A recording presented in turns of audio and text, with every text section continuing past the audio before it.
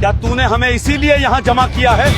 ये आदमी और कोई नहीं बल्कि रसूलुल्लाह का चचा अबू लहब था।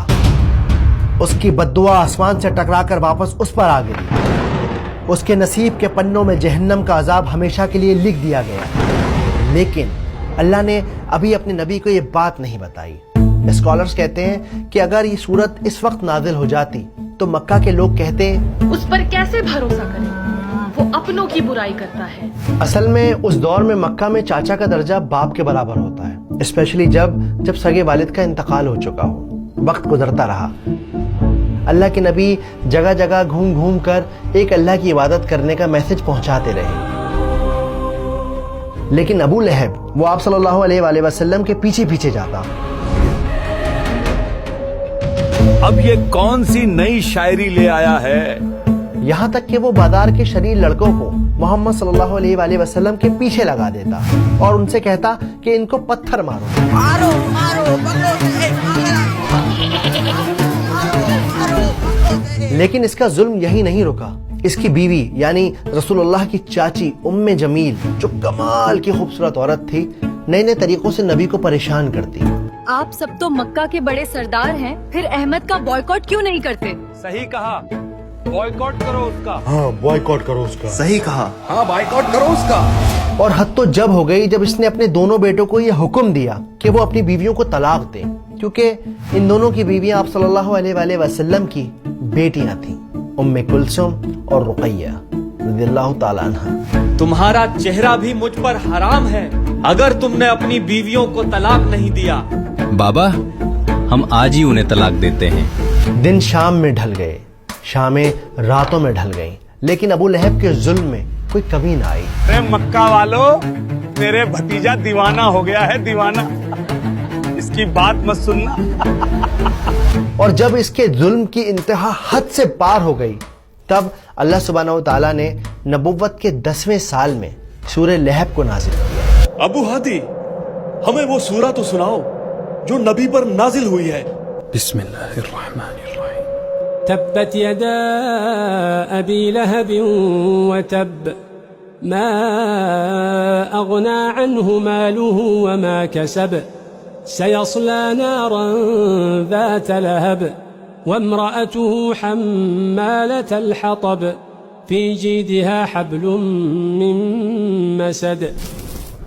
आइए अब इस सूरत को सिनेमैटिक अंदाज से समझते हैं, आसान तरीके से। तो पहली आयत है तब्बत यदा अबी लहब व तब।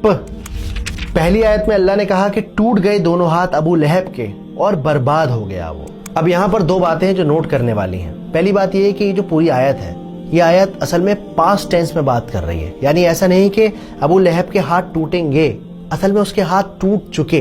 जिस लम्हे उसने नबी पाक की शान में गुस्ताखी की, उसी लम्हे उसके हाथ टूट गए। तो ये काम 100% हो चुका है, उसके हाथ टूट चुके हैं। लेकिन अबू लहब फिर भी बाज ना आया। जब ये सूरत नादिल हुई तो वो लोगों से कहता, वो कहता है मेरे हाथ टूट गए। कहाँ टूटे मेरे हाथ? सही सलामत तो हैं। हम जंगे बदर के बाद जब आप सल्लल्लाहु अलैहि वसल्लम की जिंदगी को देखेंगे, तब हमें पता चलेगा कि कितनी बुरी तरह वो मरा और किस तरह से आयत बिल्कुल सच्ची साबित हो गई। अब यहाँ पे नोट करने वाली दूसरी बात है, बहुत इंपॉर्टेंट बात है, कि हाथों की ही क्यों बात हो रही है। ये क्यों कहा जा रहा है कि हाथ टूट गए? ये क्यों नहीं कहा जा रहा कि सर टूट गया, पैर टूट गया, हार्ट फेल हो गया? क्यों नहीं कहा जा रहा? मैं कहता हूं इसके लिए ना, आप ये सीन देखिए।